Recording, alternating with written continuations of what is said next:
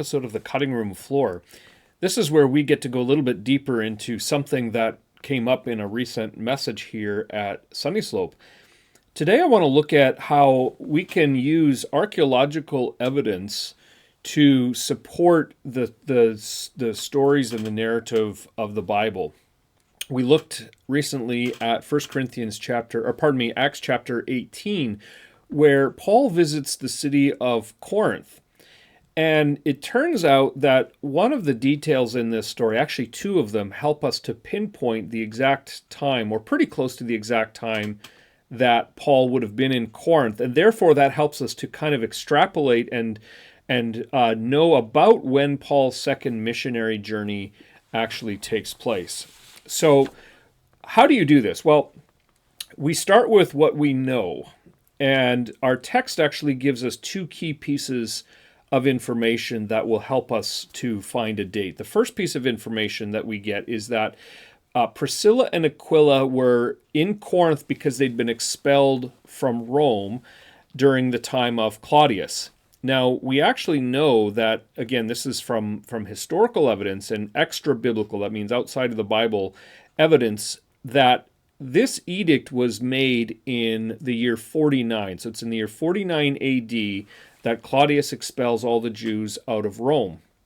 And so we know that this event obviously takes place after the year 49. So let's just say it's going to take place at the earliest. It's going to take place probably in the year about the year 50. Now, what else do we know? We know that these events took place during the time that a man called Gallio was the proconsul of Achaia. That means he's sort of like a regional, almost like a governor of a state, we might say. That's kind of the equivalent. Now the question is, well, when was he governor of Achaia? And at face value, that's a little bit harder to answer because our text doesn't actually tell us that. But we know a couple things, again, from historical evidence. One thing that we know is that governors typically served a 2-year term.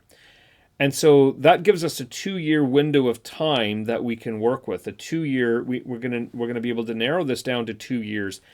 And we further know that Paul is in Corinth for a year and a half. And so Paul's time is going to overlap with Gallio's time, but we just don't know when or how long for yet. Well, that's where archaeological evidence becomes really helpful.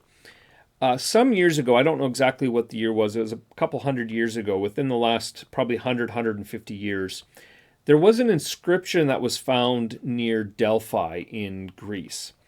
And actually, it was a series of 9 stone fragments, and they all had these differing inscriptions on them. But what's key is this one inscription that I'm going to put up on the screen for you. This inscription, now, you probably can't read it because it's in Greek, but if you can, you'll recognize that the word that is here in the blue rectangle is the word Gallio.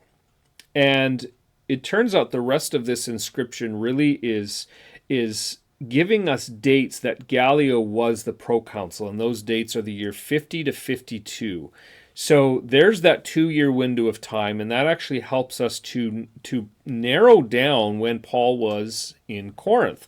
He's in Corinth at some point. His path crosses with Gallio, the proconsul.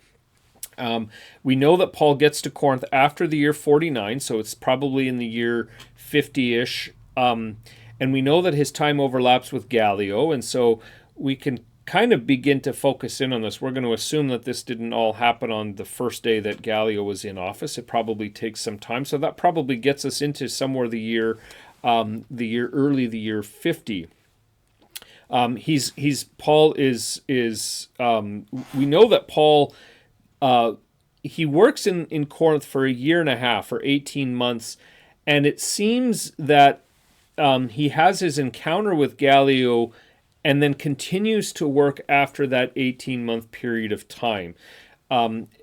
Because it seems that the statement in Acts chapter 18, verse 11, where Paul is visited by Jesus, and he's told to continue to do his work, and then Luke gives us the summary statement that he continued to work for 18 months. And then it seems that the event of the synagogue, of the beating at the synagogue, It seems that that was that may have happened prior to the 18 months. In other words, Paul stays in 18 months, even though this event by the Jews took place. Now, there's one final piece of information that may be helpful here. This is a little less precise, but it still may be helpful, and that's to understand that the sailing season was generally from May to September. You didn't typically sail in the winter months because the seas could be rougher and that.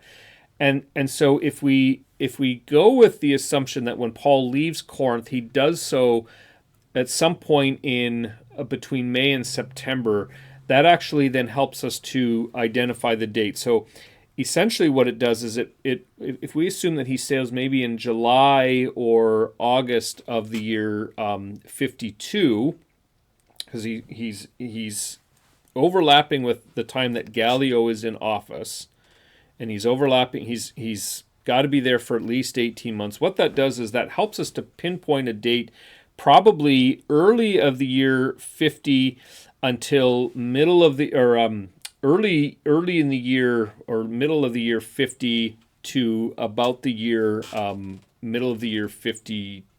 That gives us about an 18-month window of time. Now, there's a little, obviously we don't know exactly what month, but that helps us zero in on when he's in on his time in Corinth.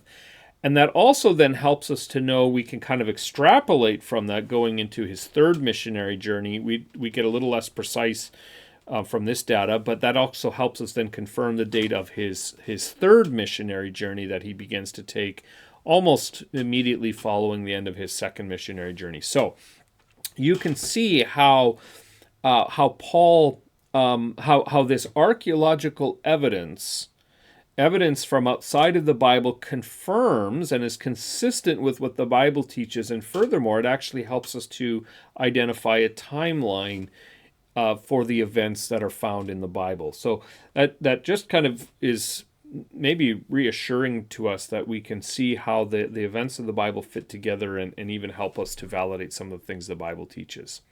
Thanks for watching. Thanks for joining me on this episode, and we'll see you next time on the cutting room floor.